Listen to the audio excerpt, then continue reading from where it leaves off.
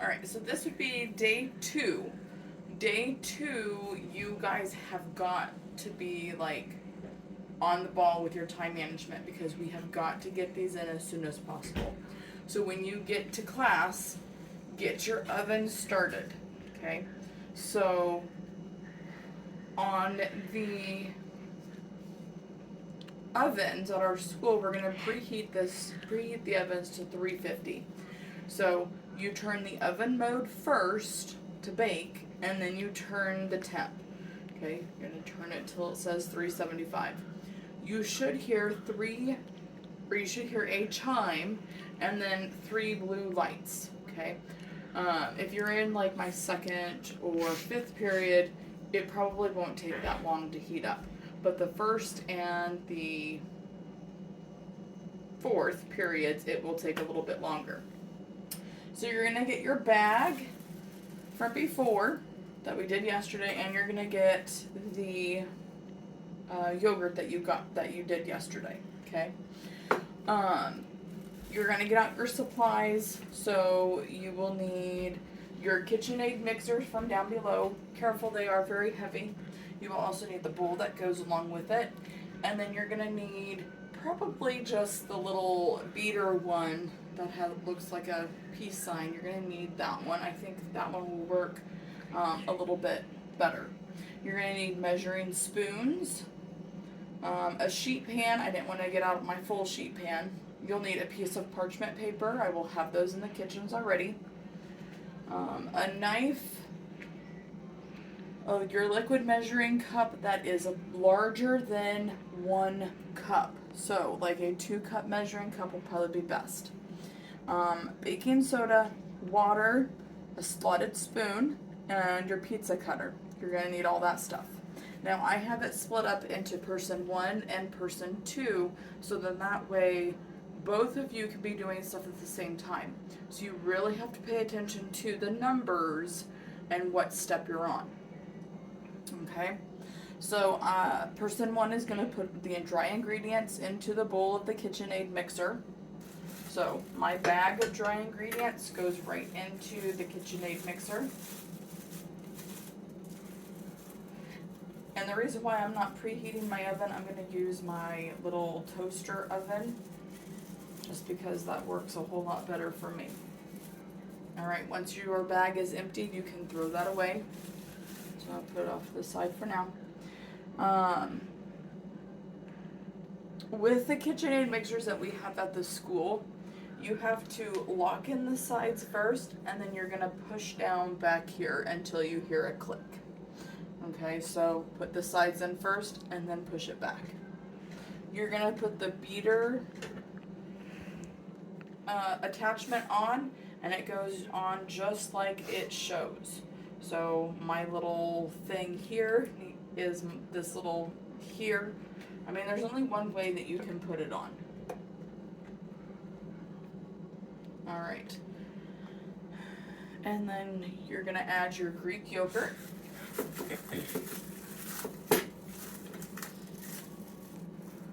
Again, all of that plastic wrap would go.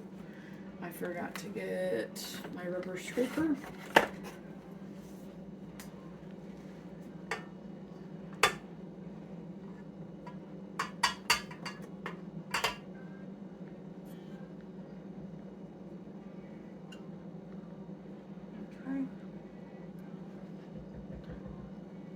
Keep your rubber scraper just in case. But now it says, for your guys's, you're going to use the handle to bring it up. With mine, I just have to lift it down and I lock it into place. Okay, so you want to start out slow at first. So it says turn on the power to number 3.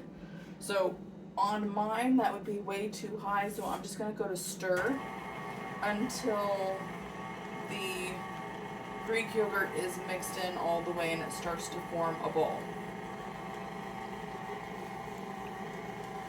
Okay, so it's starting to mix in. I'm going to turn it up just a little bit.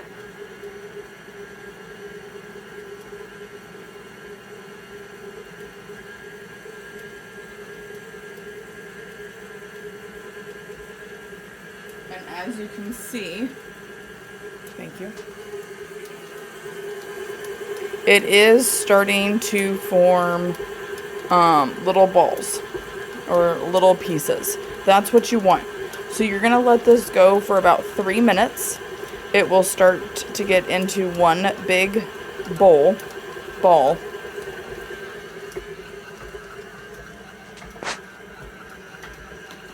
So I don't need my rubber scraper anymore. Put it in my sink.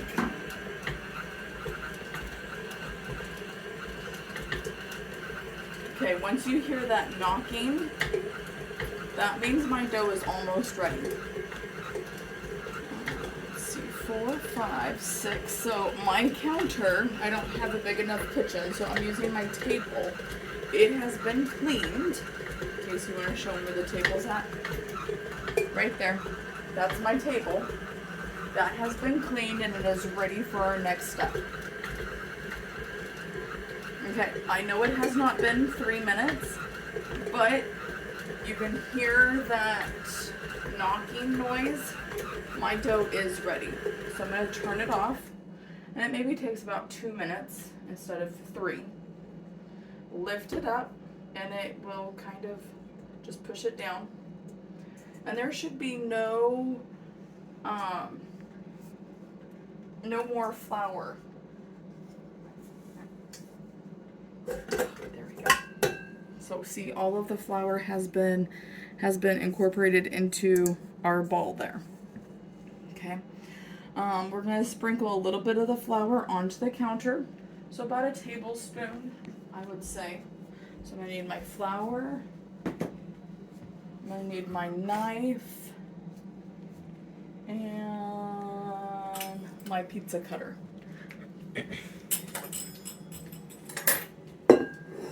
So again, my table has been cleaned. We're gonna sprinkle about a tablespoon on there. You don't want any more, but you also don't want any less. You want a little bit of stickiness to it. Okay, so maybe not even a tablespoon. Just a very light dusting.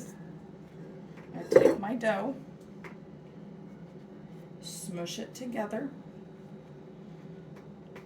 kind of pat it into the flour,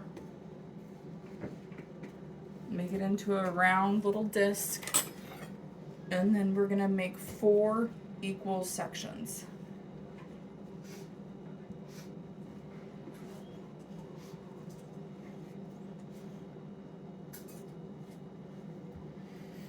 Okay, so if you're using gluten-free flour, you're still doing the same thing.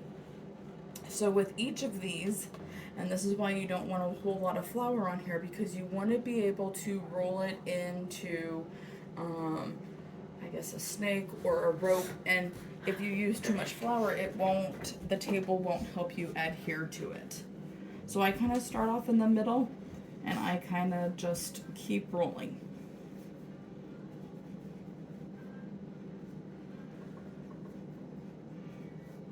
I start off in the middle, and I roll out.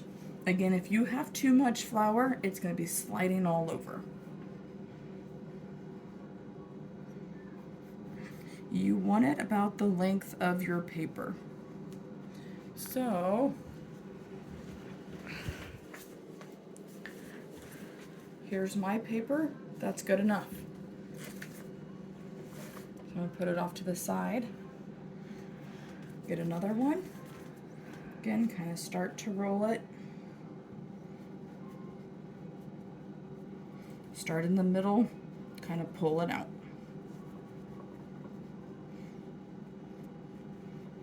So if you don't add as much flour, the table kind of grips it when you roll.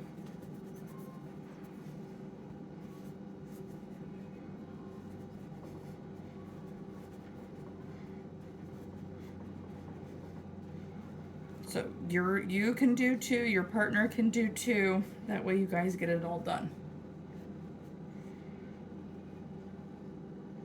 Okay, as you can kind of see, I'm lining them up right here, because in a moment I'm gonna cut them.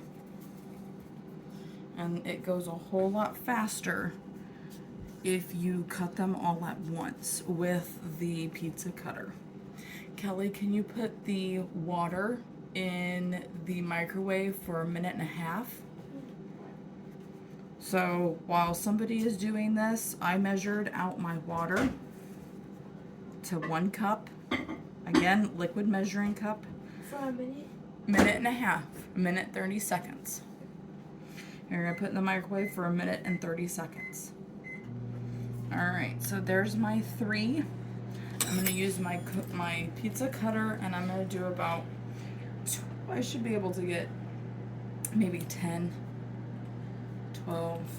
I'm gonna start in the middle. I'm just gonna do half for each. Do another half. Again, we want them to be bite size.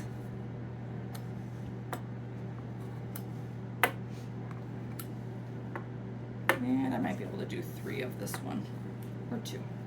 Okay, so I have all my little bites ready. So for it to have the pretzel-ish stuff, we have to have the baking soda and water. So again, your water would have probably been ready by now. And I'm gonna get my baking soda and measuring. We need a tablespoon, I want to say. Yep, a tablespoon and a half of baking soda. So 1 full one and then a half of one. While that is warming up, I'm gonna smush off my flour off to the side. That's what I get to clean up later.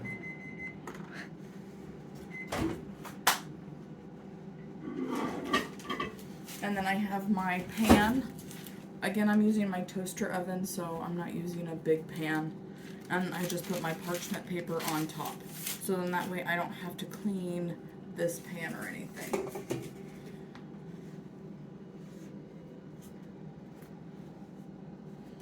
Okay, it should be hot. Okay, we're gonna add our tablespoon and a half. So again, dip it in until it is overfilled, and then bubble it off. And then it will fizz. And then we need a half a tablespoon. So yes, I know a half a tablespoon would be a teaspoon and a half, but I don't want to go back over and get a teaspoon and a half. So put that in, and then with my measuring spoon, I'm just going to stir it around. So this is why you need a big measuring cup. Okay, once it's all dissolved, now I'm ready to put these in. I'm gonna get my slotted spoon.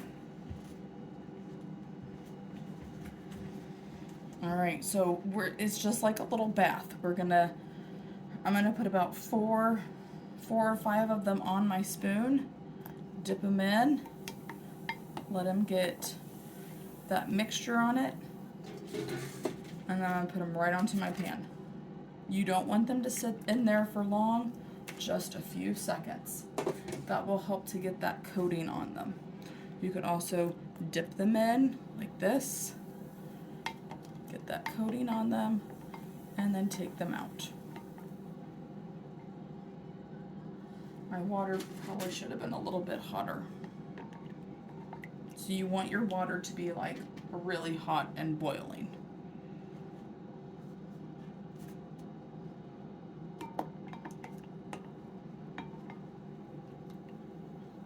So again, they're not in there for very long.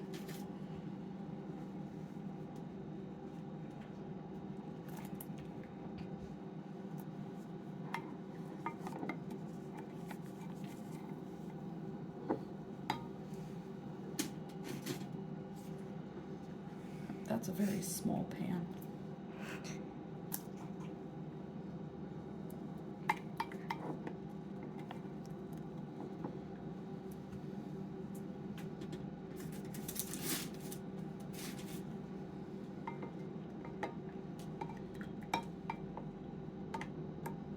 There we go. And I might have to do this in 2 batches, but we'll see. Again, I'm using a smaller pan. You guys will be using a much bigger pan. All right. So I'm done with that. Okay, so on your pan, you're just gonna kind of spread them out a little bit so that way they have room to grow, because they will grow. Now, you want to put your pretzel bites in the oven at least 15 minutes before the end of class. If not, I mean, we still have to butter them and salt them. So to give us enough time, we have to be able to get done with at least 15 minutes before, because they do take about 10 minutes in the oven. All right, so I'm gonna put mine in my oven.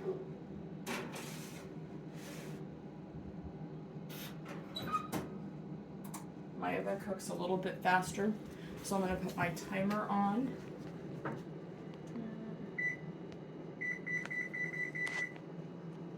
I'm gonna put it on for 8 minutes. You guys would put yours on for 7. So you just press the timer, go up to 7 minutes, or 8 minutes, and then you leave it alone. Okay.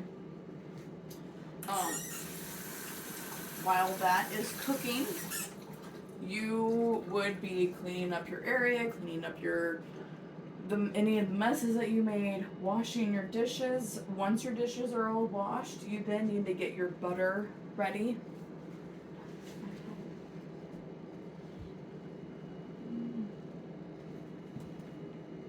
Oh, I see it.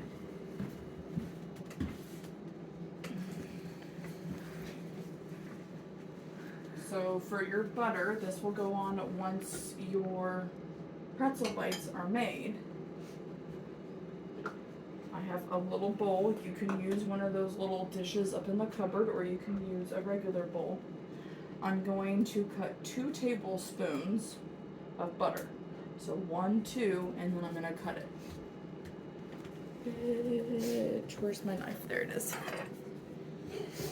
So when you cut your butter, just don't smush it down, actually saw through it. That will make it easier for the next person.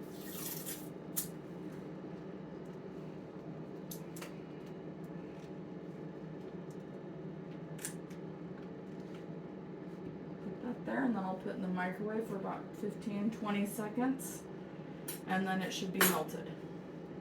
All right, Casey, do you want to pause it? Can you pause?